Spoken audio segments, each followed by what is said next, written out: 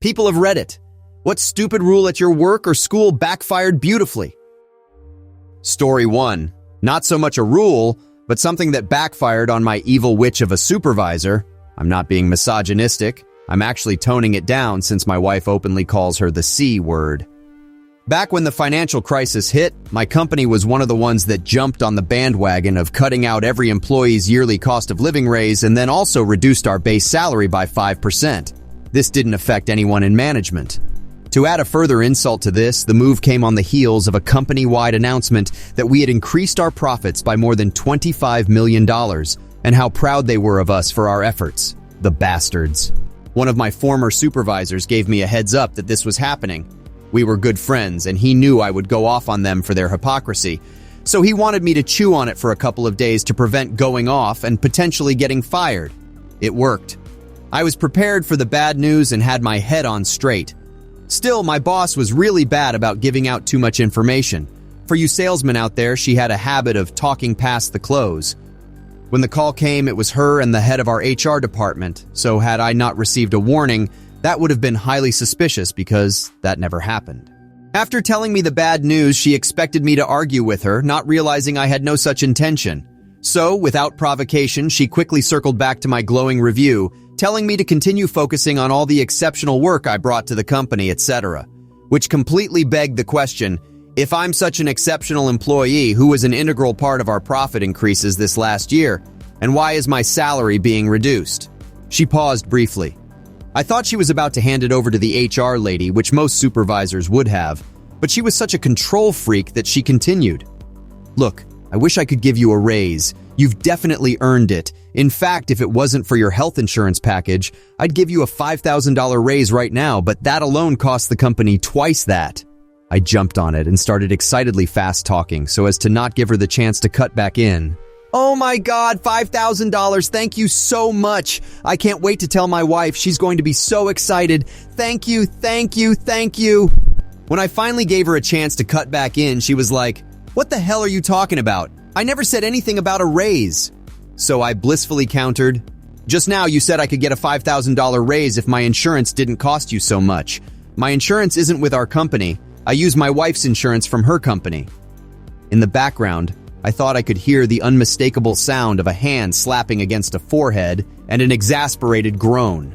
Still feigning ignorance, which was more for the HR supervisor's benefit, not my boss, I quickly went back into more, oh, thank you, my wife is going to be so excited. You don't know how much this is going to help us this year? Such good news, I can hardly believe it.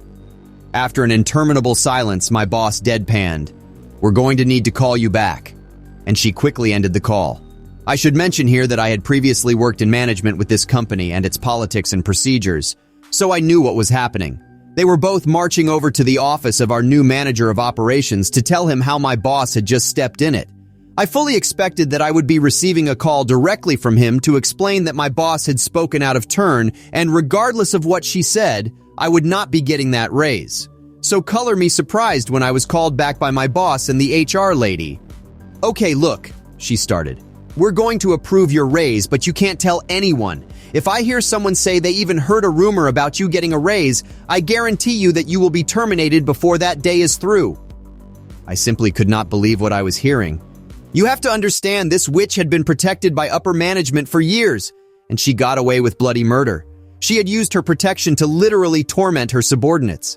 She was so bad that we had developed an ad hoc support group of us, and we took turns allowing whomever she was currently targeting to vent, cry it out, or whatever else was needed. If ever there was some sort of conflict that needed to be resolved, that had a resolution of A or B, regardless of which one you chose, she would always berate you that you had chosen wrong. And if a few months later you were faced with the same choice, and you did what she had previously told you, she would now switch and say it was the other. And she would do this crap whenever she felt like it. And no one in upper management cared because her numbers were good. She got results. Except she really didn't. We got the results because we didn't want to deal with her.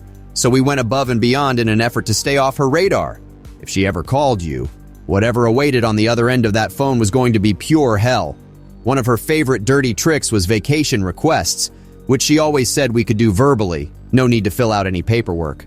So someone would verbally request time off, which she would approve.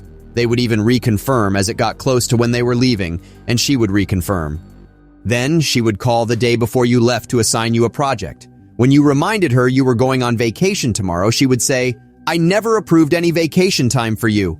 I literally watched people sacrifice plane tickets which cost them thousands of dollars because she denied them at the last minute and told them if they left, she'd fire them. She was a goddamn monster.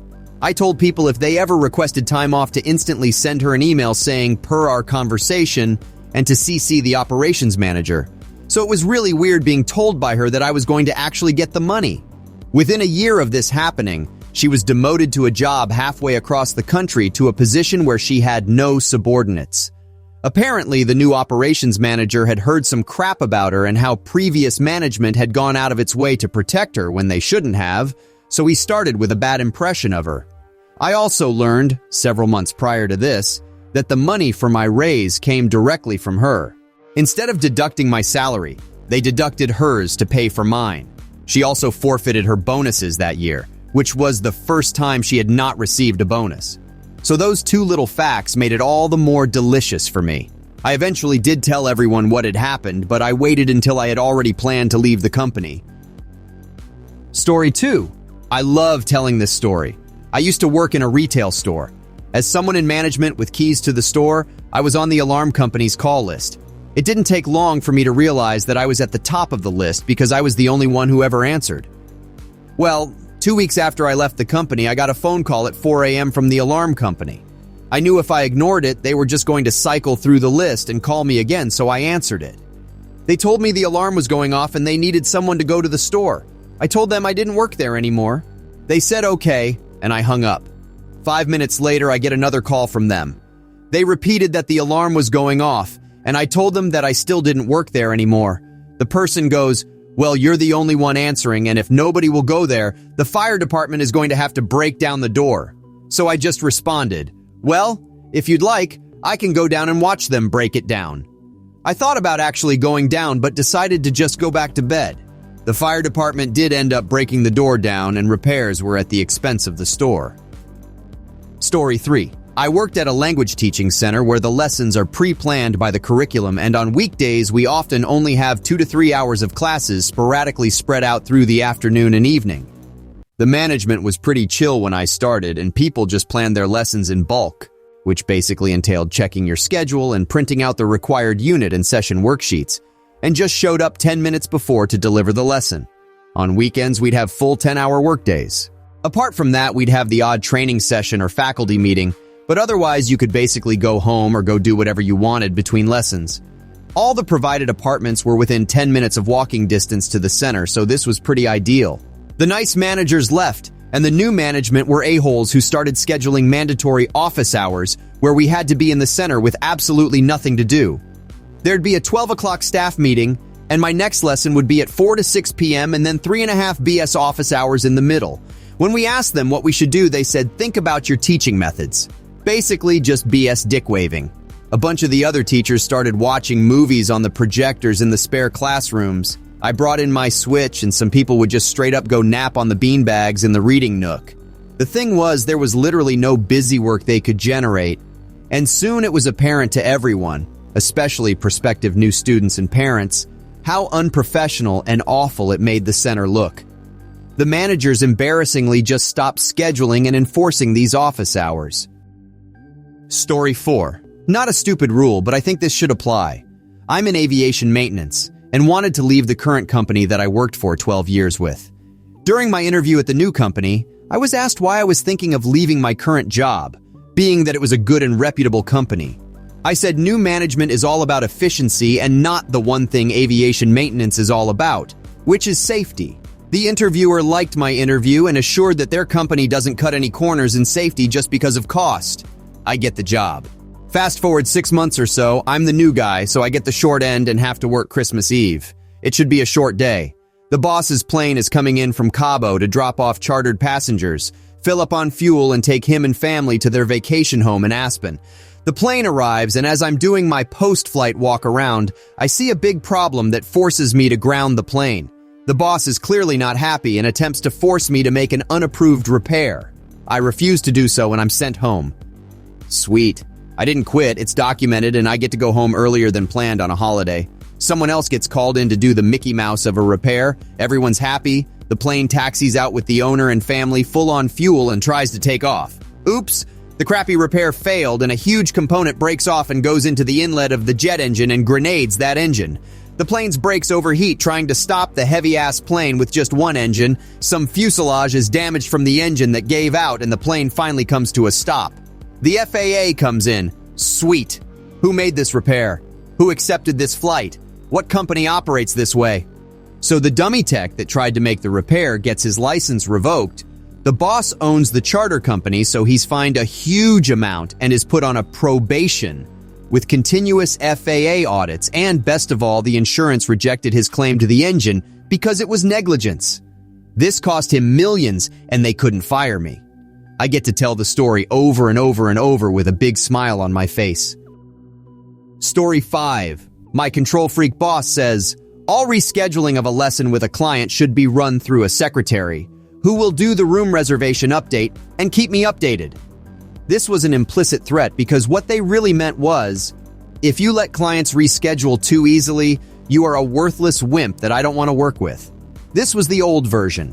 The client contacts you directly, you work it out together quickly, and inform the secretary of the new date and time so she can change the room reservation, boom and done. The new version, the secretary receives a change request from the client but doesn't know your availability. They contact you and get your availability.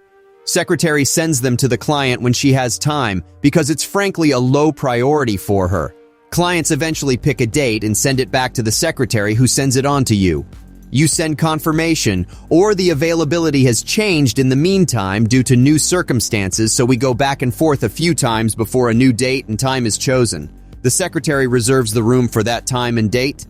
This chews up so much time that the secretary falls behind with her other work, slowing down the process, which increases the chance of a calendar change, obliging another run-through.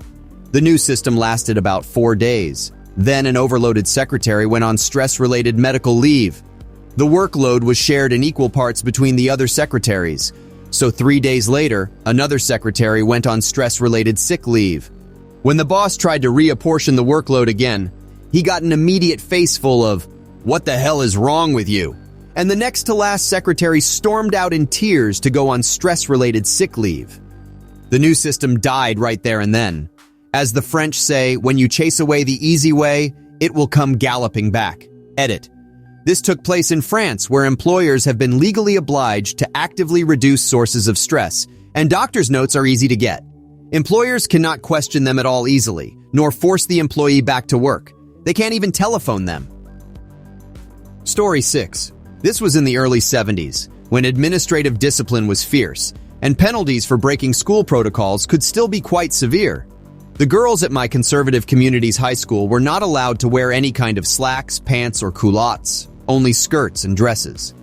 During an extended cold snap when temperatures plummeted below -20 and remained there for nearly 3 weeks, the fed-up and frigid girls convened a meeting in the school theater, monitored only by a couple of the female teachers. Everyone was surprisingly mum about what went on and what was decided.